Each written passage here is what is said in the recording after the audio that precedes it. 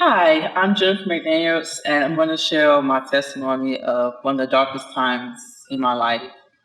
When I was 31, my son woke up in terrible pain, and we rushed him to the hospital to find that his appendix had ruptured.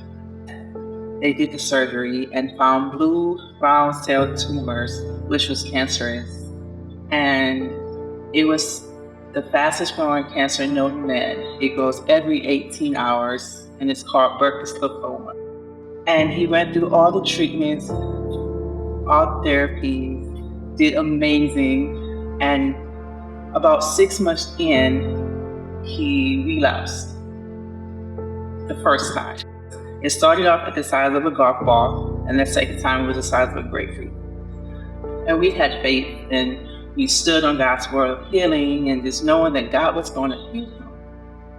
But then 5 months later, he relapsed for the worse. And it traveled through his spine and his brain. And in that, he had a 99 percentile. It was basically, if God didn't heal him, he was going to pass. And unfortunately, at the age 13, he ended up passing. And it was the darkest moment of my life. I didn't want to live. I've never smoked anything in my life, never been drunk, but I wanted to do all the things because I was so numb. I didn't want to feel the pain. I was losing a son at 32 years old who was amazing, who loved God, who encouraged, who brought prayer back in school. I was like, God, why? Why take that one? It's not many kids out there like that. I got to such a dark place that when I looked in the mirror, I didn't see me. My husband said, go pray, go talk to God. I said, I'm done talking to him. There's no talking, he don't listen. I was traveling down this dark tunnel, straying with the enemy, just saying, if God was real, why did he take your son? If God was real, why didn't he heal him? If God was real, why did he take your father? If God was real, why did he take your brother? If God was real, why did he answer the prayers that you've been praying? If God was real, I was traveling down this tunnel to the point where I saw the face of Satan. And I opened my eyes and my spirit peeked what was left of it and said, please strengthen my mind as I'm gone.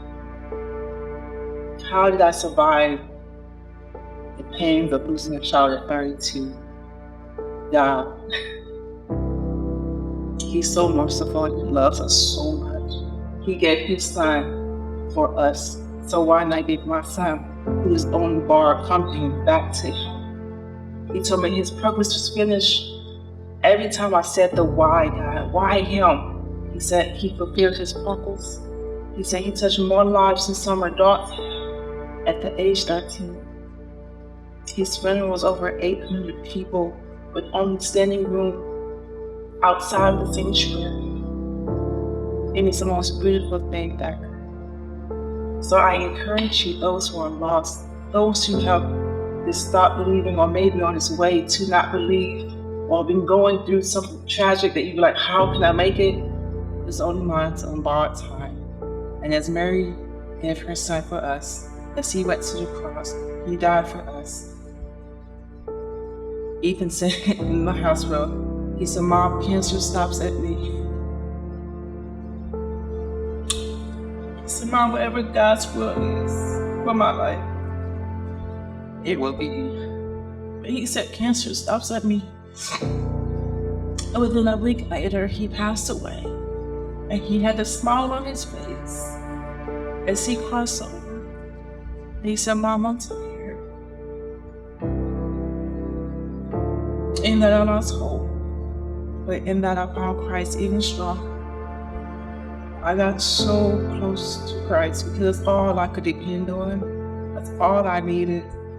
So if you're going out there and you're losing hope and you're in grief, just know that God is real. He loves you. And he's a keeper. Just continue to walk with him. I'm a living witness that God is real. He will keep you, but you got to draw close to him. And that's my testimony.